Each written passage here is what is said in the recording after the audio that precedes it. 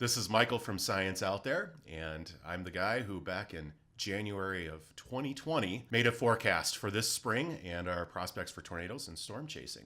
And on the line here, I have with me meteorologist John Homenuk. If you might remember his name from that video, I referenced some of his tweets, the information that he's been helping me with. Well, this spring didn't turn out exactly how I expected it to. I'm bringing in reinforcements, so we're going to let John help me out with this one. So yes, this style is a little different for me. Usually I have something on the green screen, or I'm doing this solo, or I'm actually out in the field talking. John, why don't you say a little bit about yourself? My name is John Homenuk. I have been working in meteorology now for about a decade. I have taken a significant interest in severe weather, and so I'm glad to join and discuss the pattern that we're expecting to evolve here over the next couple of months. Review where we were from January. Obviously, we've been friends and have connected quite a bit in regards to your forecast and your forecasting ability, which is obviously excellent. But one of the big things in meteorology is looking over what went wrong and how we can improve moving forward, and then taking that and using it as we go ahead into the spring and summer. So let's tackle this, and we can do it together. Absolutely. So to start things off, let's just review what I said back in January. So let me get my little handy dandy outline in front of me. We're not going to have any real drought. No, not a strong drought, nor a really wet EML source region. And that's that area in southern Colorado and New Mexico, northern Mexico, where our low-level, mid-level capping inversions come from that suppress storm development early on in the day on a significant storm day that might produce tornadoes. We also had an ENSO neutral winter, which means it's neither La Nina nor El Nino. We sometimes refer to that as La Nada. Something interesting that I mentioned, or I happened to mention, was that the Arctic oscillation this time of year. This is sort of related to that polar vortex that is famous for bringing down cold weather when it breaks down. But instead, we had a polar vortex that stayed well to the north. Alaska, which I experienced firsthand, had an extremely cold winter this year, which is a signal that the AO is strong. But what I didn't expect is that it would go absolutely nuts. The AO was record-breaking. It stayed very high. The actual numerical, the value that we assigned to the AO for its strength was record-breaking. And it was very, very reminiscent of the year 1990. Which I did mention in that previous video was a strong tornado year, an impressive one that you would definitely root for if you're a storm chaser. But I did mention other analog years too that also had strong AO, neutral ENSO, and not really any terrible drought problems. 1982, 91, 1993, and 2007 among those. Those years, if you're just looking at those analogs, they had early starts to the plains tornado season. And not so much activity down in what we usually refer to as Dixie Alley, or the deep south of the United States. So what I expected from that was if we're going to have a year like one of those, we should have a quiet Dixie Alley and an active plain season early on. And by early on, I mean March, April, first half of May. A lot of that actually depended on something else happening. You need an eastern ridge to develop over the southeast U.S., so that when these big troughs did come in, they'd stay west or then lift north up into the Midwest, instead of just plowing right through the Gulf of Mexico or right through Dixie Alley and bringing tornado potential down to the deep south. As I mentioned, the AO went nuts in 1990. That meant that we really didn't have a Gulf scouring cold front type setup where, every couple of weeks, all the moisture gets pushed down into the Yucatan of Mexico. Instead, the Gulf stayed relatively untouched, and that made it very warm. So when these systems did go through Dixie Alley, it produced some pretty significant tornado days. Janesboro, I think it was Janesboro, Arkansas. Jonesboro, yeah. Jonesboro, Arkansas. We had a big one in Nashville this year, again, unfortunately. Southern Mississippi, Southern Alabama stuff, that was pretty impressive too. When EF5 trends on Twitter during an event, that's really saying something. I don't think anything got rated higher than an EF4, but what we were seeing on radar for that one event was impressive and extremely worrying. Like, when you see debris lofted to 40,000 feet and taking 20 minutes to fall out of the sky on radar, that's nuts. Major city too. Especially near a major city. So now it wasn't like this season was totally devoid of tornadoes in the plains. In fact, I went storm chasing on March 3rd. I had a personal bust I don't want to talk about. Um, way down in, they happen. I seem to have a lot of them though. Start for me this year too. I've spent a lot of time storm chasing and have had very, very limited results. So Yeah, and I haven't really been out much. I had that chase down on March 3rd, and I've seen some local stuff here in Colorado, but nothing to write home about, honestly. And we did have an event on March 28th, or a sequence, I should say, on March 28th, where we had moisture in the plains. We had a trough dig into the plains. It was capped. And, that EML is stronger this year. It's not as bad as 2019 was. So it ended up being a capped event early on, so we didn't get anything out of it in Kansas. And that was kind of our opportunity to have a 1990-like event like Heston. Then it translated up into Illinois, and it was a reasonably sized tornado event, but it failed miserably synoptically. It looked like it was going to be a much bigger deal than it was. So, John, tell me what you think about that day. I was like you. I was looking at that day. We had been making, and just to roll it back a little bit further, been making a lot of comparisons to 1990, and the Arctic Oscillation, ironically or maybe unironically enough, behaved very similar this year to 1990, and that analog kind of strengthened as we went along.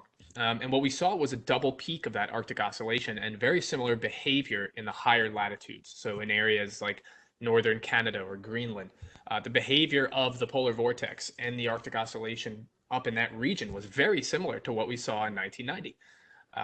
And ultimately, that event came down to a synoptic scale pattern that was favorable for tornadoes and favorable for severe weather, but small little intricate details ended up being the difference between a big day and a day that didn't produce. And so when you look at analogs, I think it's such an important context to have, right? Because long range severe weather and tornado forecasting has come a really long way. But there's still going to be that area where we cannot possibly predict from this range, that an area of clouds is going to move over the warm sector in 3 weeks, or that the EML is going to be too strong for storms to break through the cap. These are all things, these are variables that have to be considered. Ultimately, I would consider the 1990 analog generally a success. The overall analogs generally a success in the spring, even though we didn't get that big event like 1990 had. Mm-hmm. Yeah, I mean, it looked for a minute there like when it was in the longer range, looking 4 to 6 days out, it looked like a slam dunk. I mean, I remember we have this on our Discord server. We have a GIF of Heston, and I was pasting that every 5 minutes. Every time there was a Heston like. Probably so, and right. Yeah. Oh, I so wanted it to happen so bad. Not just because I wanted my forecast to verify, but because I was like really excited. I would have been there in a heartbeat chasing that day if that came. And it's always rewarding to see a scientific process come through. You have it's not like you're just throwing darts. There's a process here, and we're putting together thoughts with a scientific effort to try to get to an end result. And so when it's almost more frustrating to me in a sense, I'd rather, if the forecast just blows up, then okay, we got to go back to the drawing board. But when you get it so close that it's almost absolutely perfect, and then it's something small doesn't work out, that's even more frustrating, I think. Yeah, absolutely. Well, I basically I've been thinking about it like, okay, the whole point and purpose of that video was for tornado potential. Yeah, okay, sort of underlying, and I did caveat that we can't really predict the tornadoes themselves, just the synoptic environments that produce supercells that could then go on to produce tornadoes. So it's a very caveated process. So even though I nailed the analogs, the whole purpose is tornadoes and tornado counts and where they're going to be. And man, I had that below average area over Dixie, that busted. I had that early start area over Western Kansas, that busted. So I score myself a D+ so far, but let's see if the rest of the season can rescue my forecast. So Good segue. So we're going to do an assessment of the current background state, and then also what our prospects are for the rest of this month and in June. So let's hear it from you, John. What do you see going on right now? Yeah, so the current background state at the moment is actually quite favorable for severe weather when you look at the general conditions across the globe. We are transitioning away from the La Nada you mentioned, or the very weak El Nino, and towards more of a La Nina regime in the tropical Pacific. Um, but we do have many pieces in place across the hemisphere and the globe that have been associated with above average tornado activity. So, for example, the PDO off the sea surface temperatures off the coast of the western United States and in the Gulf of Alaska, that whole general region, below normal for periods of time. That's associated with an uptick in tornado activity. The general progression of the high latitudes this year has been tied to an uptick in tornado activity. And then as we look at things as we have gotten closer here, just even in the last 3 to 4 weeks, the evolution of the tropical Pacific, so the MJO, how that impacts the global circulations across the hemisphere, that's been trending more positive for an uptick in tornado activity. And so the base state of the entire northern hemisphere really at the moment is quite favorable. And then throw in the fact that we have not seen a Gulf scouring cold front yet, which for those of you who are wondering exactly what that is oftentimes in the spring, late winter or spring, storm chasers will keep an eye out for a big cold front, a blue norther through Texas, or Canadian air mass pushing way southward. Because what that can do is it can really take all the very high dew points that have been cooking, so to speak, in the Gulf of Mexico and wipe them way south. And while it's not a death wish for severe weather, it does take some time to recover the depth of moisture that you would want to support severe weather events. I believe it was 2017. I can't put an exact number on the year, but there were a couple events early in the season that synoptically were incredibly favorable for severe weather outbreaks. But because of the amount of cold fronts that had swung southward through the Gulf of Mexico prior to that, Oh, this is beautiful. Holy cow. the dew points were just short of what you would want to see. And so that is just maddening from a storm chasing perspective. And so we do try to look at that. And this year, we already have a base state that's favorable, as I mentioned. Now we also have a lack of those Gulf wiping cold fronts. And so we have a very strong base state, very anomalously high moisture kind of waiting in the wings to be pulled up into the plains. And so all the red flags are up from a meteorology perspective. Puzzle pieces are there for an active season. Can we put them together? That's where we stand kind of at the moment. Yeah. And at the moment, we're looking out in the long range. And this is the medium and long range guidance that we look out. Ensembles, operational GFS and Euro. They're showing kind of a pretty much a goose egg type pattern, a blank for the next week or so, and perhaps a little bit longer. Even though the base states are great, if you don't have that western troughing, all bets are off.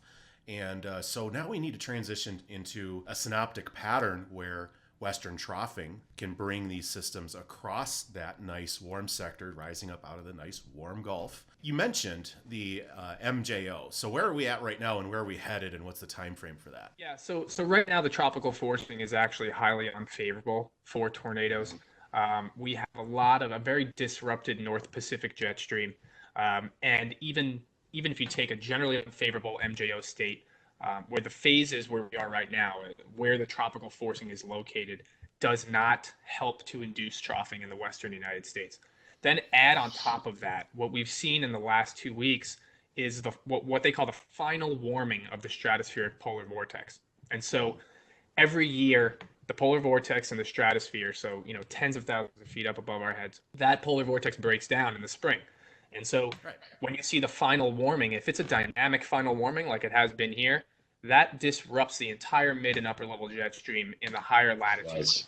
And so what's happening right now is all that cold air that's typically bottled up in Canada and can flow right through and not bother anyone in the United States is being, you have a blocking ridge now in Canada that's kind of directing traffic, so to speak. And unfortunately, the way it's directing traffic at the moment is it's taking all that cold air from Canada and sending it straight down into the Great Lakes in the Northeast. And so when you do that, you now introduce a northwest flow into the plains, which means cooler than normal conditions and drier than normal conditions. Yeah. And so you're no longer talking about a tornado forecast. We're talking about a northeast snowstorm. Just don't even get me started on that. I'm going to need to take a long when we start talking about those possibilities. Absolutely. Yep. But the thing is this, from a tornado perspective, um, there is a bit of, like you mentioned, the next 7 days. Coming out of a pattern like this is not always so simple. There's a recovery period, Right. and so to speak, the atmosphere needs to reset itself.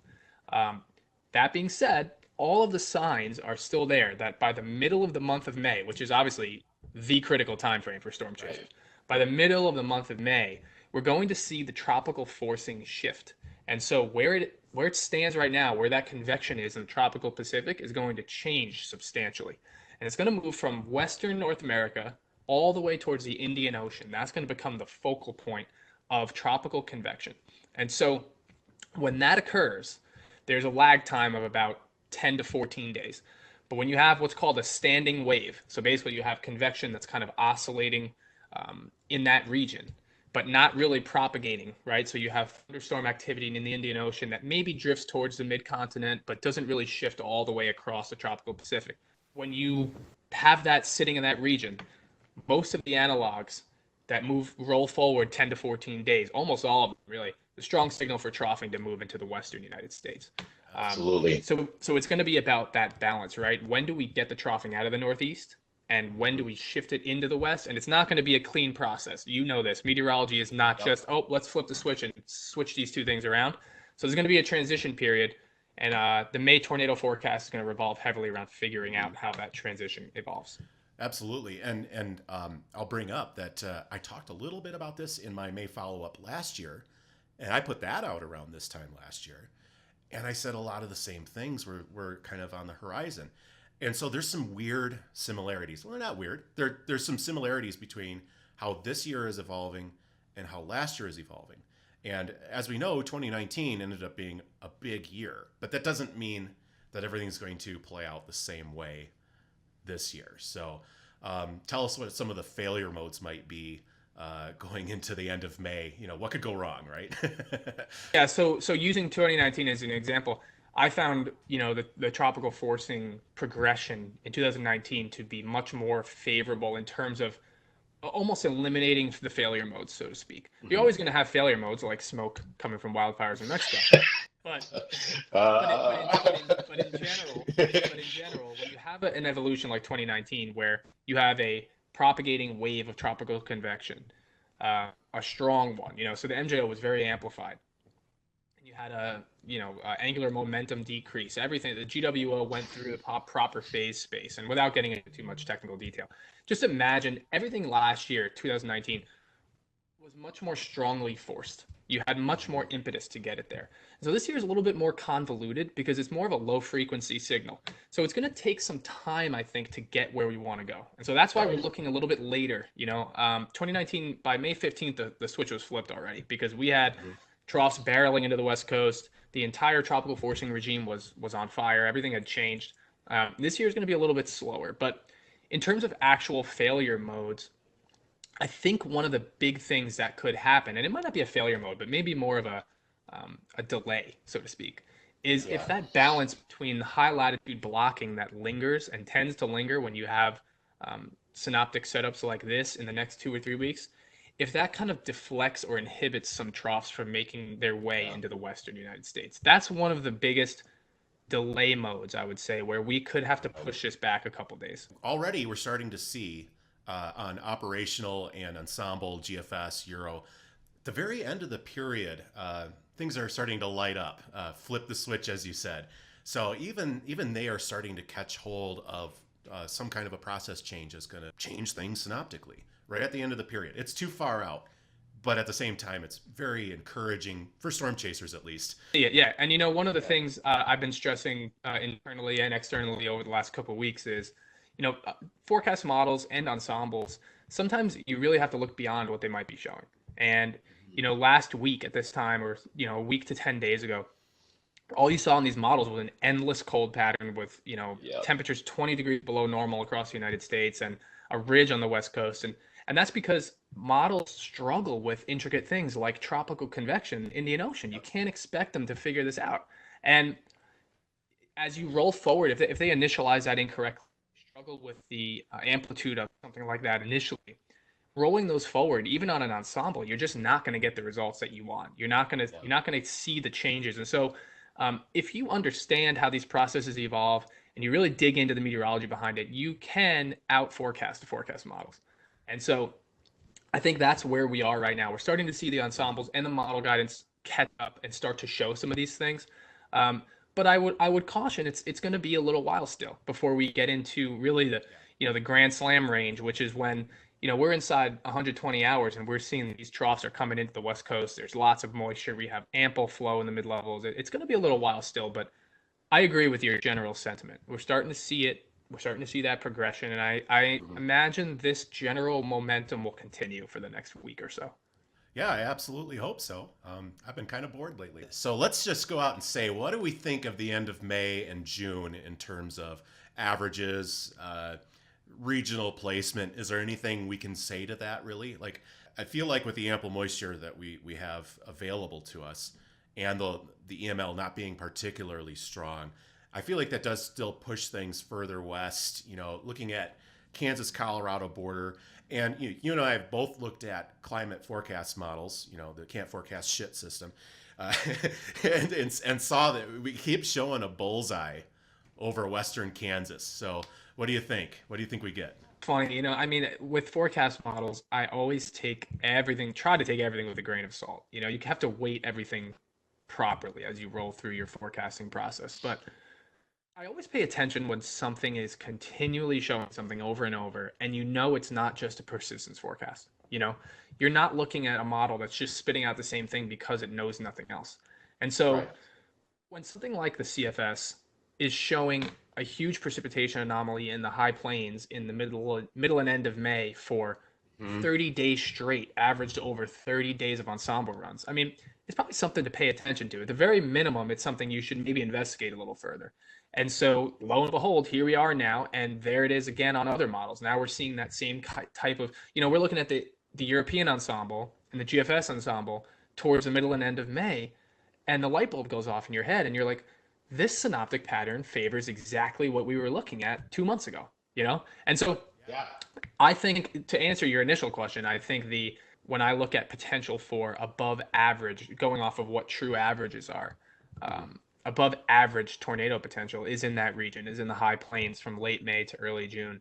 I think that there's the potential for this to be really active. Yeah, go celebrate now. I think there's a potential for it to be really active, and there's various reasons for that. Um, I really think that the troughs are going to take their time making their progress east. So what you could see a lot of times is with the split flow in the Northeast Pacific, troughs kind of meandering in the Pacific Northwest, which you send an upper jet underneath that, you have Southwest flow, and where do you think it goes? It goes Colorado, Wyoming, Nebraska. Those are the areas where I think the potential exists for an active spring. Absolutely. I think for the next topic, for our bonus topic, I want to talk about how the COVID-19 issue affects chasing for us. And what have you? Yeah, what's changed about your plans? And I'll say what I've changed about mine, or what What I'm I've been Yeah. looking to thinking. do. So usually for me, storm chasing is kind of release where I can kind of go and do as I please, and obviously with photography, videography, and research involved, but it is very much kind of a free experience, and that's what's so Mhm. great about it. And I think the difference this year is that we have to, as a community, way more responsible and way more involved and conscious of really what we're doing when we're out there. And it's little things as simple as touching a gas handle. Right. And so my plans have completely changed. I'm going to be in the plains for over a month, and I'm doing that on purpose so that I can quarantine myself safely before I move around. And I think that's just out of respect for the people that live there, because storm chasing is obviously a big thing for the high plains, and I think we have a responsibility as a community to do everything we can to be safe. Yeah, yeah. I mean, it's not just about protecting ourselves anymore, it's protecting others. A little bit different situation for me. I'm actually kind of out in the plains. I'm going to do a couple of things differently this year. I'm going to wear a mask every time I go into a gas station. Normally, I would stay the night at hotels. I'm going to be sleeping in my car. And I think a lot of storm chasers are probably hearing this thing. Yeah, that's kind of what I'm planning on doing too. Yeah, I'm armed to the teeth with wipes that, wipe down the pump handle and all that good stuff. I'm bringing a gas can along with me just so I can limit the number of gas station stops that I have to make. Going to the bathroom is going to be a little bit different challenge. I think, something I noticed early on in March was that at truck stops, they actually had bathroom attendants cleaning things down behind customers. It's extremely comforting, and people are they are participating actively in preventing this thing, even out in the sticks where, this hasn't really affected them as much. They know they've got travelers coming through, and they're prepared for that.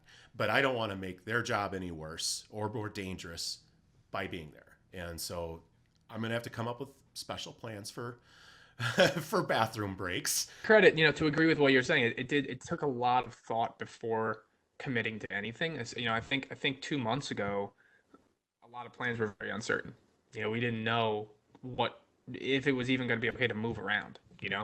And so I think still, we have to be very, very careful. But I will agree. I had some travel recently where I had to stay in a hotel, and I was with everything. They're doing everything they can to make everyone comfortable. The cleaning is tremendous. But the big thing about this virus, and I'm not, an expert on it at all, but the big thing is what people need to understand is the responsibility they carry. And that means that you as a person could be a vector to give this to someone else. And that's where, I'm not worried about controlling my own environment. I can do that. I'm kind of crazy with that. The cleaning and, keeping myself safe. But I want to make sure myself and, I can't force anyone to do anything, but I can stress to the storm chasing community to just, be careful and kind of, make sure you own that, responsibility to not make this any more difficult for other people, especially as we're going out into, the sticks of Kansas. Right. Absolutely. Storm chasing in and of itself is a major social distancing task, just inherently. You're in a car for hours on end. You're deliberately trying to be in the middle of nowhere, under. I don't talk to people. I know, or see anyone. There are days where there's a lot of chaser convergence, and normally we would probably all get together at the same gas station and chat it up and talk about the season.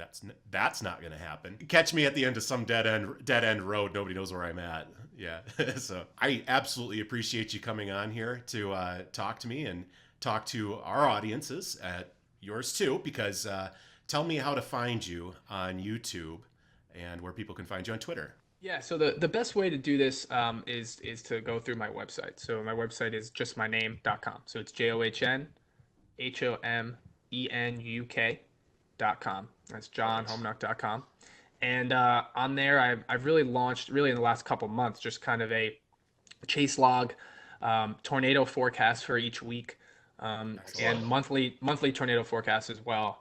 And so I'm kind of using that as the hub for my videos and discussions and forecasts moving forward. And so what I'm most excited for this year, similar to what you're doing, is being able to go out there and kind of live stream my experience, contribute to research, and also be involved in the process of creating videos that really bring the storm chasing process to everyone else. For people that can't be out there or maybe haven't gone to storm chasing yet, I kind of want to be able to bring how it feels, which, as you know, is amazing, to everyone. And so that's the goal this year. And that was, I will encourage the website. It's just my name, just johnhomenuk.com, is going to kind of be the hub for all of that. So yeah, that's how you can find John online. And his forecasts have been great. Actually, a couple of them he's nailed pretty well this year. So, but yeah, I do only the long range stuff. John's out there putting the stuff out every week. So definitely go check out his website and go see what he has to offer. Again, thank you so much for coming on. And I hope to do this again next year, or maybe not even wait that long. Maybe we wait this summer. We do. We revisit. We have some amazing pictures and videos to talk about. Absolutely. Yeah, I can't wait.